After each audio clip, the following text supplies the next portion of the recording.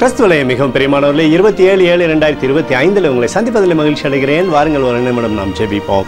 அன்பு தகப்பனே, இன்றைக்கு என்னுடைய பாதுகாப்புக்காய் ஜெபிக்கும்படி என் தேவனுடைய சமூகத்தில் வருகிறேன். என் தேவனுடைய நிறைவேறுடைய வாழ்க்கையில் இருக்கட்டும். செல்லக்கூடிய இடத்துலெல்லாம் பாதுகாப்பும் நன்மையும் விடுதலையும் இவருடைய வாழ்க்கையில் இருப்பதாக, சத்ருவருடைய வாழ்க்கையில் திருடி சென்ற சகலமும் இயேசுவின் நாமத்தில் இரட்டிப்பாக திரும்ப வருவதாகும்படி கிருபை அதை நன்மையாய் மாற்றி தரட்டும். இயேசு கிறிஸ்துடைய பிரசனம் எப்போதும் இவருடைய வாழ்க்கையில் இருக்கட்டும். அப்பா, இயேசு கிறிஸ்து சிந்தின பரிசுத்த ரத்தத்தை இவர் மீதும் குடும்பத்தின் மீதும் செய்கிற சகல காரியத்தின் மீது பூசுகிறேன். ஆகவே இந்த நாள் முழுவதும் தெய்வீக மகிமை இவரை சூழ்ந்து கொள்வதாக. நீதிமொழிகள் 8:17 அதிகாலையில் என்னை தேடுகிறவர்கள் என்னை கண்டடைவார்கள் என்று சொல்லி எழுதப்பட்டக்கூடிய வார்த்தையின்படி உம்மை ஆண்டவரே அறிந்து கொள்ளும்படியான ஞானத்தை இவருக்கு வைங்க. ஆண்டவரே, நீர் உம்மை வெளிப்படுத்துவீராக. இயேசுவின் நாமத்திலே ஒப்புக்கொண்டு ஜெபிக்கிறேன் நல்ல பிதாவே, ஆமென்.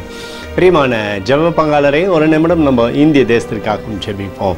அன்பு தகப்பனே, 27/7/2025 இந்திய தேசத்திற்காக ஜெபிக்கும்படியாய் நம்முடைய சமூகத்தில் வருகிறேன்ப்பா. இந்திய தேசத்தை நீங்கள் ஆசீர்வதிக்கும்படியாய் ஜெபிக்கிறேன். ஆசீர்வதிங்க. தேசமானது நன்மை பார்க்கும்படி நீர் செய்தருளும்படி ஜெபிக்கிறேன். உடைய கிருபை கோலும் கைத்தறியும் தேசத்தை தேற்றுவதாக. உடைய நிறைவானது தேசத்தில் இருக்கட்டும். உடைய அற்புதத்தினால தேசத்தை நடத்துங்க ஆண்டவரே.